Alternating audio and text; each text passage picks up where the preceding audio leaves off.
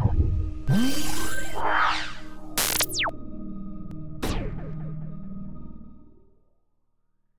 teman-teman, dalam kesempatan kali ini kita akan membahas latihan soal tes wawasan kebangsaan 4. Nah, sebelum mulai pembahasan, kakak mau ngingetin lagi nih, teman-teman jangan lupa untuk terus baca, untuk refresh materi-materi yang ada di tes wawasan kebangsaan. Karena itu kunci sukses teman-teman dalam melakukan tes wawasan kebangsaan. Dan jangan lupa buat catatan-catatan supaya teman-teman lebih mudah menghafal. Oke, kita bisa masuk ke soal nomor 1. Konsepsi Pancasila tentang hubungan antara manusia dan masyarakatnya adalah terciptanya keselarasan, keserasian, dan keseimbangan. Yang berarti, nah ini jawabannya adalah yang D. Kenapa yang D? Karena prinsipnya kita harus mementingkan kepentingan umum di atas kepentingan pribadi dan golongan. Itu yang menjadi konsepsi Pancasila. Nah, di pilihan lain A, B, C, dan E itu bertolak belakang dengan jawaban yang D. Jadi jawabannya yang benar adalah yang D ya. Meletakkan kepentingan umum di atas kepentingan pribadi dan golongan. Cukup jelas. Nomor 1, kita masuk ke nomor 2. Setiap ilmuwan harus memiliki kebebasan untuk mengembangkan iptek, tetapi dengan menghormati dan menghargai kebebasan orang lain, serta harus terbuka terhadap masukan-masukan dari luar. Hal tersebut merupakan perwujudan dari pembangunan iptek yang berdasarkan pada Pancasila ke-2. Oke, biasanya teman-teman di sini akan banyak yang terkecoh sila kedua dan sila keempat. Apa sih bedanya? Prinsipnya sila kedua itu tentang kemanusiaan, tentang hubungan antar manusia, bagaimana kita memperlakukan orang yang baik dan sejenisnya. Untuk sila kelima itu prinsipnya adalah keadilan, bagaimana individu ataupun kelompok itu berlaku adil kepada orang lain. Gitu. Oke, kita masuk ke soal nomor 3. Sila ketiga Pancasila pada lambang Indonesia dilambangkan dengan gambar C, pohon beringin. Nah, ini teman-teman udah belajar dari SD ya. Jadi tinggal di-refresh lagi aja. Di sini kita bisa lihat sila pertama ketuhanan yang Maha Esa itu dilambangkan oleh bintang. Sila kedua kemanusiaan yang adil dan beradab itu dilambangkan oleh rantai. Sila ketiga persatuan Indonesia dilambangkan oleh pohon beringin. Sila keempat kerakyatan yang dipimpin oleh hikmat kebijaksanaan dalam permusyawaratan perwakilan dilambangkan oleh kepala banteng. Dan sila kelima keadilan sosial bagi seluruh rakyat Indonesia itu dilambangkan oleh padi dan kapas.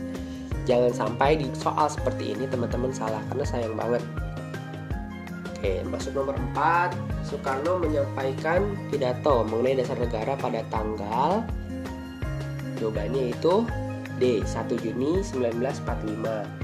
Jadi pada sidang BPUPKI yang pertama, tanggal 1 Juni, Insinyur Soekarno berpidato mengemukakan gagasan mengenai rumusan 5 sila dasar negara RI yang kemudian diberi nama Pancasila. Isinya apa saja? Yaitu kebangsaan Indonesia, yang kedua internasionalisme dan perikemanusiaan, ketiga mufakat dan demokrasi, 4 kesejahteraan sosial, dan 5 ketuhanan yang Maha Esa. Nah, itu yang dikemukakan oleh Insinyur Soekarno. Terus di tanggal 29 Mei ada apa sih? Nah, 29 Mei itu sidang BPUPKI di mana Mr. Muhammad Yamin menyampaikan usulannya. Jadi tanggal 29 ini yang menyampaikan usulannya adalah Muhammad Yamin. Kemudian pada tanggal 31 Mei baru oleh Profesor Supomo. Dan pada tanggal 1 Juni oleh Insinyur Soekarno seperti soal tadi. Terus ada tanggal 31 Mei di sini, di situ nggak ada kejadian monumental ya. Nah, di pilihannya ada 22 Juni 1945 itu hari dibuatnya Piagam Jakarta oleh Panitia 9. Nah, Piagam Jakarta ini yang selanjutnya menjadi rumusan dasar pembukaan Undang-Undang Dasar. Bunyinya seperti bahwa sesungguhnya kemerdekaan itu ialah hak segala bangsa dan seterusnya. Itu isi Piagam Jakarta yang kemudian menjadi pembukaan Undang-Undang Dasar. Next, nomor 5, BPUPKI dibentuk pada tanggal 1 Maret 1945 oleh pemerintahan Jepang di Jawa yang bernama, jawabannya yang Letnan Jenderal Kumakichi Harada. Jadi sejarahnya dulu kekalahan Jepang dalam perang Pasifik itu sudah sangat jelas, semakin jelas. Jepang sudah merasa tersudut. Nah, Perdana Menteri Jepang saat itu, Jenderal Kuniaki Koiso, tepatnya pada tanggal 7 September, mengumumkan bahwa Indonesia akan dimerdekakan oleh Jepang. Kenapa? Supaya Indonesia, ketika pasukan sekutu datang ke Indonesia, rakyat Indonesia mau memerangi itu, mau membantu Jepang mengusir sekutu. Nah, jadi dibaik-baikin dulu lah rakyat Indonesia waktu itu.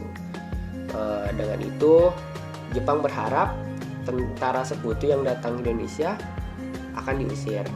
Nah, kemudian makanya dibentuk DPPK ini lewat Letnan Jenderal Kumakichi Harada. Oke. Selanjutnya nomor 6, sumber dari nilai-nilai filosofis dan asas-asas dalam Undang-Undang Dasar adalah bersumber pada Pancasila. Oke, ini sudah cukup jelas ya. Jadi sumber nilai filosofis dan asas-asas dalam Undang-Undang Dasar itu adalah Pancasila, sekaligus menjadi dasar hukum negara Indonesia. Nomor 7, paham semua golongan senantiasa hanya berpijak, bertitik tolak, dan bertolak ukur dari Pancasila yang merumuskannya terdapat dalam pembukaan Undang-Undang Dasar 1945. Jadi jawabannya yang B ya. Itu ada di alinea keempat pembukaan Undang-Undang Dasar yang menjadi cita-cita bangsa Indonesia. Selanjutnya nomor 8, kesamaan kedudukan warga negara dalam hukum dan pemerintahan dan kewajiban menjunjung hukum dari pemerintahan dengan tidak ada kecualinya adalah bunyi dari A. Pasal 27 ayat 1. Bunyinya kesamaan kedudukan warga negara dalam hukum dan pemerintahan dan kewajiban menjunjung hukum dari pemerintahan dan tidak ada kecualinya.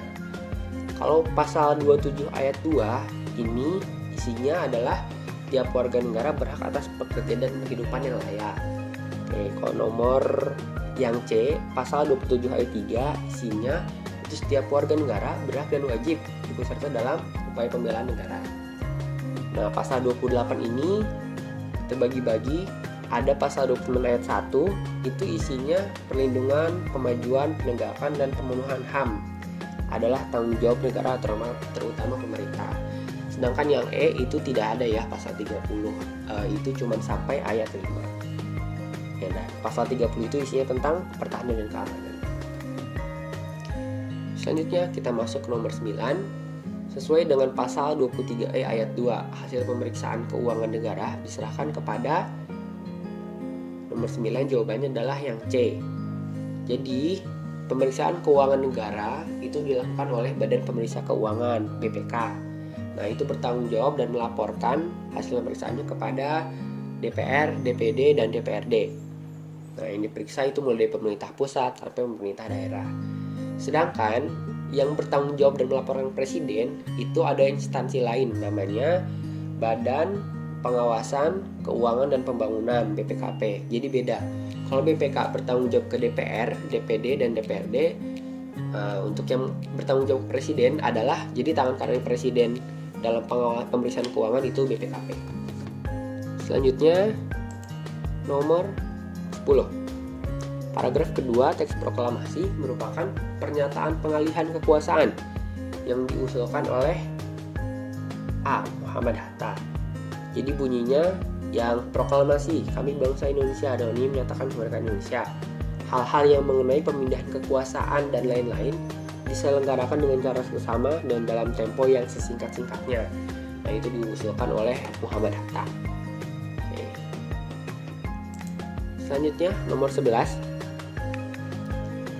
Sistem pemerintahan Republik Indonesia berbentuk nomor 11, jawabannya yang B, presidensial. Jadi menteri dan kabinet bertanggung jawab kepada presiden. Nah, itu yang dianut oleh Indonesia, sistem pemerintahannya presidensial. Kalau parlementer itu menteri dan kabinet bertanggung jawab kepada perdana menteri. Jadi kekuasaan tertinggi ada di tangan perdana menteri. Kalau di Indonesia itu presidensial, kekuasaan tertinggi ada di tangan presiden. Nah, terus otokratis apa sih? Otokratis itu adalah sistem pemerintahan otoriter. Jadi kurang lebih ketika Pak Harto menjadi presiden kita, otoriter. Nah, contoh ekstrimnya itu Adolf Hitler di Jerman ketika Jerman dipimpin oleh partai Nazi dan Hitler menjadi pemimpinnya, itu otoriter. Kemudian C, sentralisasi itu apa sih? Sentralisasi artinya kekuasaan itu seluruhnya, wewenang dan kekuasaan ada di pemerintah pusat. Nah, sedangkan di kita itu menganut desentralisasi. Jadi ada sebagian kekuasaan dan kewenangan yang dilimpahkan ke daerah, ada otonomi daerah gitu.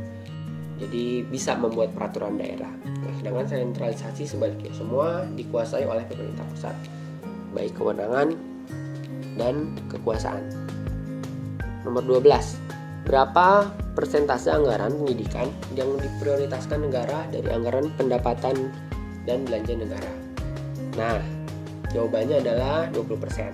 Ini ada di Undang-Undang Pasal 31 ayat 4. Selain pendidikan, apakah ada lagi yang diprioritaskan? Ada, yaitu kesehatan. Anggaran kesehatan sebesar 5%. Nomor 13. Perencanaan Umum Pembangunan Nasional yang merupakan penyebaran GBHN adalah, jawabannya yang A, Propenas. Teman-teman bisa baca lebih lanjut tentang GBHN, Blitar, Rapencar, Blitar, dan sebagainya. Nomor 14. Masalah kependudukan dan sosial budaya termasuk pergeseran nilai dan perkembangan aspirasi rakyat yang dinamis merupakan, jawabannya yang C. Masalah kependudukan termasuk pergeseran nilai dan perkembangan aspirasi rakyat yang dinamis merupakan faktor sosial. Selanjutnya, nomor 15. Sasaran dan tujuan dari pembangunan nasional jangka panjang adalah, nomor 15 jawabannya yang D, yaitu melaksanakan pembangunan segala bidang. Nah, pembangunan nasional dilaksanakan untuk mewujudkan tujuan nasional. Ini tertuang dalam pembukaan undang-undang alinea keempat. Nah, situ ada melindungi segenap bangsa Indonesia dan seluruh daerah Indonesia, memajukan kesejahteraan umum, mencerdaskan kehidupan bangsa, dan ikut melaksanakan ketertiban dunia yang berdasarkan kemerdekaan, perdamaian abadi, dan keadilan sosial. Nah, cita-cita tersebut diwujudkan dengan melaksanakan pembangunan di segala bidang. Selanjutnya nomor 16. Dinas-dinas di provinsi merupakan unsur pemerintah provinsi yang dipimpin oleh seorang kepala yang berada di bawah gubernur melalui sekretariat daerah dan yang dipimpin oleh sekretaris daerah. Jadi kepala-kepala dinas itu melaporkan dan bertanggung jawab kepada sekretaris daerah. Nomor 17. Akibat dari adanya perbedaan pedoman penentuan kewarganegaraan oleh masing-masing negara, maka seseorang dapat menjadi, jawabannya yang C, yaitu patrida atau bipatrida. Apa sih patrida dan bipatrida ini? Patrida artinya seseorang tidak memiliki kewarganegaraan, sedangkan bipatrida artinya dia memiliki kewarganegaraan ganda. Nah, ini tidak dianut di Indonesia. Jadi di Indonesia ini seseorang harus memiliki warga kenegaraan dan hanya boleh satu kewarganegaraan. Terus ius sanguinis itu maksudnya apa sih? Kalau ius soli artinya seseorang mendapatkan kewarganegaraan berdasarkan tempat lahir di mana dia dilahirkan. Misalnya si Udin lahirnya di Amerika. Nah, dia ius soli, dia bisa jadi warga negara Amerika. Kebalikannya ius sanguinis, bukan kebalikannya, maaf. Sedangkan ius sanguinis itu artinya hak warganegaraan itu diperoleh berdasarkan kewarganegaraan ayah atau ibu biologisnya.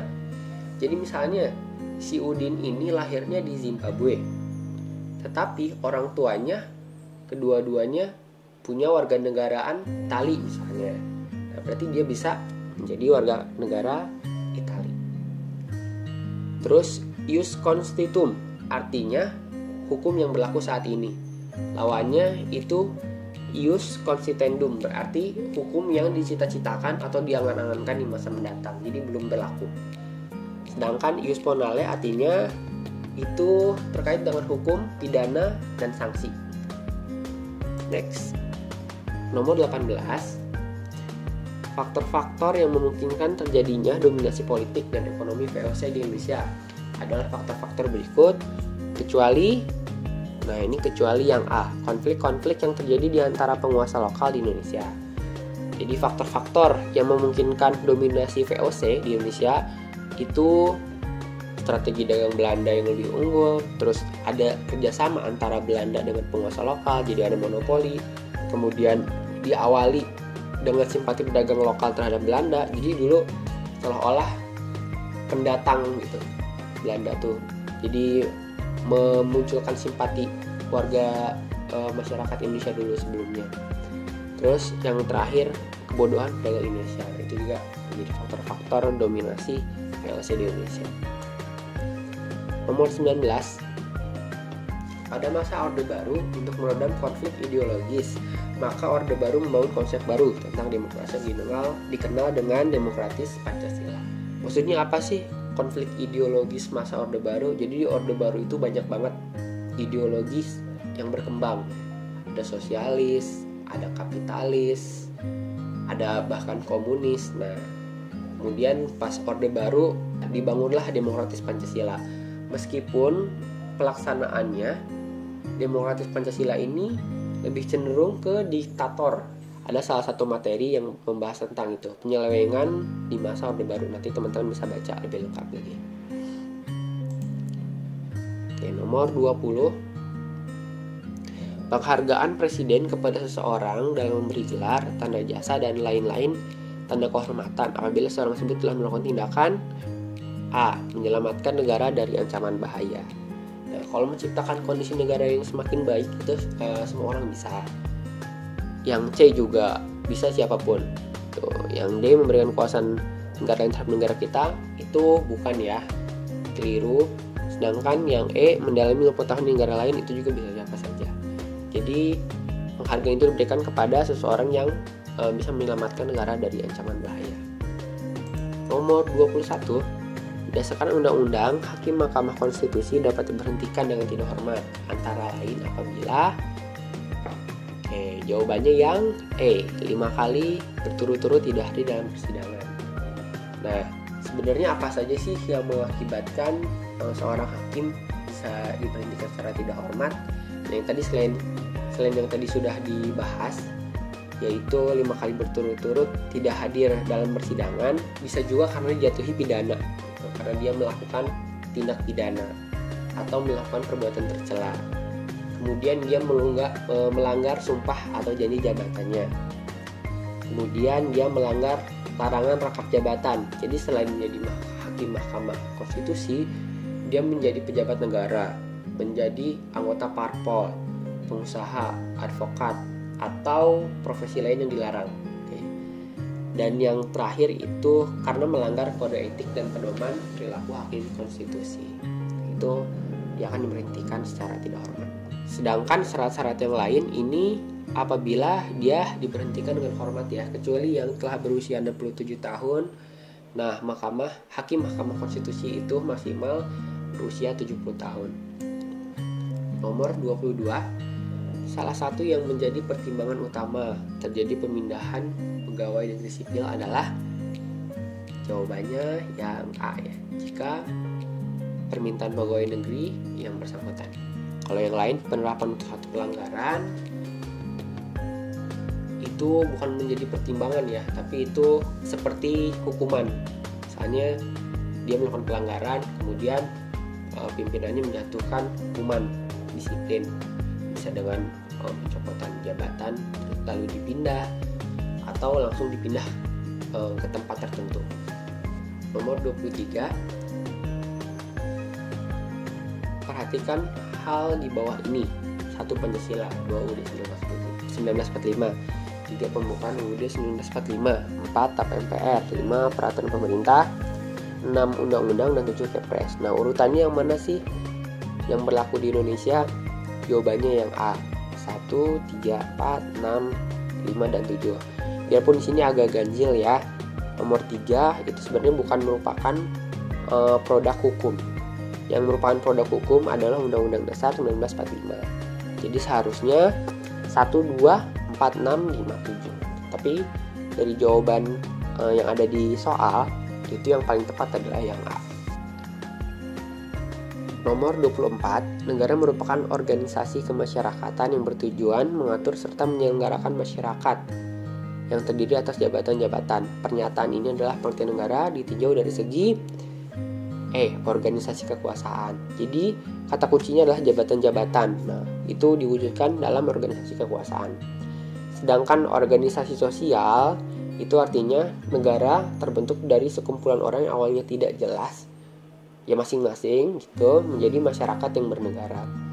Sedangkan politik artinya sebagai organisasi politik, negara berfungsi sebagai alat dari masyarakat yang mempunyai kekuasaan untuk mengatur hubungan antar manusia, menertibkan serta mengendalikan gejala-gejala kekuasaan yang muncul dalam masyarakat. Maksudnya apabila terjadi penyalahgunaan wewenang, nah situlah fungsi negara sebagai organisasi politik. Organisasi kesusilaan artinya ditinjau dari organisasi negara dipandang sebagai organisasi yang berhak mengatur tata tertib dalam kehidupan bermasyarakat dan bernegara. Sementara manusia sebagai penghuninya tidak dapat berbuat semaunya sendiri. Itu artinya kesusilaan. Sedangkan sebagai organisasi rakyat artinya negara sebagai satu kesatuan bangsa secara integral yang awalnya individu-individu dan diwakili oleh sekian orang sehingga memiliki kedudukan dan fungsi untuk menjalankan negara. Itu maksudnya. Selanjutnya nomor 25. Contoh wilayah ekstrateritorial Indonesia sebagai salah satu unsur negara adalah jawabannya yang D, kantor dan halaman Kedutaan Besar Indonesia di Malaysia. Maksudnya ekstrateritorial itu daerah yang ada di luar wilayah negara Indonesia tapi masih dalam kekuasaan Indonesia, atau hukum yang berlaku di situ adalah hukum Indonesia. Contohnya adalah kedutaan besar kita yang ada di luar negeri. Sedangkan di E ada kantor dan halaman kedutaan besar Amerika di Jakarta. Itu kebalikannya. Itu adalah wilayah ekstrateritorialnya Amerika yang ada di Indonesia. Sedangkan A, B, dan C itu ada dalam teritorial Indonesia. Nomor 26. Negara Indonesia dapat melakukan naturalisasi istimewa kepada orang asing apabila, ini jawabannya yang A, berjasa bagi negara Indonesia. Nah, jadi naturalisasi itu seperti mengubah atau memberikan kewarganegaraan kepada orang yang aslinya itu bukan warga negara Indonesia. Nah, teman-teman yang suka nonton bola pasti familiar ya. Biasanya di negara-negara manapun banyak atlet, terutama di sepak bola yang terkenal ya, itu dinaturalisasi. Jadi misalkan aslinya dia orang negara A, kemudian dia lama menetap di negara B, kemudian dinaturalisasi menjadi warga negara B. Gitu. Nah, jadi sebenarnya naturalisasi ini terbagi dua, naturalisasi biasa dan naturalisasi istimewa. Nah, biasa, kalau naturalisasi biasa itu syarat-syaratnya umum. Dia sudah berusia 21 tahun, kemudian dia lahir dan tinggal di Indonesia minimal 5 tahun, kemudian dia dapat berbahasa Indonesia secara jasmani dan rohani, kemudian dia harus membayar iuran tiap bulan, dia mempunyai mata pencaharian tetap, dan dia tidak memiliki warga negaraan lain. Jadi harus satu warga kenegaraan. Seperti yang tadi akan jelaskan di soal-soal awal, Indonesia tidak menganut kewarganegaraan ganda. Sedangkan syarat khususnya salah satunya tadi, naturalisasi khusus dilakukan apabila dia berasal dari negara Indonesia. Tuh, kemudian dia harus membuat pernyataan kewarganegaraan secara tertulis dan disampaikan kepada pejabat yang berwenang dan melampirkan dokumen sebagaimana diatur dalam undang. Oke, nomor 27. Organ utama PBB yang berfungsi membuat rekomendasi tentang prinsip kerjasama internasional dalam rangka memelihara perdamaian dan keamanan internasional adalah, ini jawabannya D, Dewan Keamanan. Sudah jelas ya, dalam soal pun disebutkan bahwa memelihara perdamaian dan keamanan internasional. Terus tugas-tugas yang lain apa sih? Sekretariat itu tugasnya menyediakan informasi, penelitian, dan fasilitas yang diperlukan oleh badan-badan PBB lainnya dalam pertemuan mereka. Jadi bertugas untuk memenuhi kebutuhan administrasinya. Sedangkan majelis umum itu isinya diwakili oleh anggota PBB, seluruh anggota PBB. Jadi majelis ini biasanya mendiskusikan masalah penting, termasuk memberikan rekomendasi tentang perdamaian, keamanan, terus pemilihan anggota seperti MPR lah gitu. Terus untuk membuat kebijakan-kebijakan, nah itu tugasnya majelis umum. Sedangkan ada Dewan Perwalian. Nah, Dewan Perwalian ini bertugas untuk mengatur negara-negara tanpa pemerintahan sendiri atau dikelola oleh negara lain. Nah, sekarang ini sudah tidak ada ya. Jadi dulu Dewan Perwalian PBB ini dibentuk untuk memerdekakan negara-negara yang masih dalam istilah jadulnya itu dijajah, tapi bukan dijajah seperti dulu-dulu. Intinya dia belum merdeka dan dia masih dikendalikan oleh negara lain. Dulu dibentuknya Dewan Perwalian adalah untuk memerdekakan negara-negara itu. Sekarang sudah dibubarkan. Kemudian Dewan Ekonomi dan Sosial, itu tugasnya membantu Majelis Umum dalam mempromosikan kerjasama ekonomi dan sosial. Oke, selanjutnya nomor 28. Berdasarkan fakta sejarah, terdapat suatu negara dapat terjadi fusi. Dapat terjadi karena fusi, yaitu jawabannya D, suatu wilayah, beberapa negara yang mendiami suatu wilayah menjadi negara baru. Sederhananya, fusi ini adalah digabungkannya dua atau lebih negara menjadi satu negara. Contohnya, dulu Jerman itu terbagi dua negara, ada Jerman Barat dan Jerman Timur. Nah, kemudian fusilah kedua negara itu sehingga sekarang menjadi negara Jerman. Contohnya lainnya itu ada Serbia dan Montenegro. Dulu kedua negara itulah negara yang berbeda, kemudian bergabung menjadi satu negara, Serbia dan Montenegro. Nomor 29. Perang dingin yang terjadi pada akhir tahun 90-an antara Amerika dan Uni Soviet yang saling berlomba dalam memperlihatkan militernya membawa dampak yang besar bagi negara-negara di dunia. Di antaranya jawabannya itu yang E, dibentuknya berbagai fakta pertahanan di berbagai kawasan dunia. Jadi negara-negara ini panik setelah di luar Amerika dan Rusia takut akan terjadi perang, sehingga mereka membentuk berbagai fakta pertahanan. Fakta pertahanan itu sejenis perjanjian pertahanan. Misalnya fakta pertahanan Asia Tenggara. Jadi negara-negara Asia Tenggara itu akan perjanjian bahwa mereka akan saling melindungi ketika ada perang.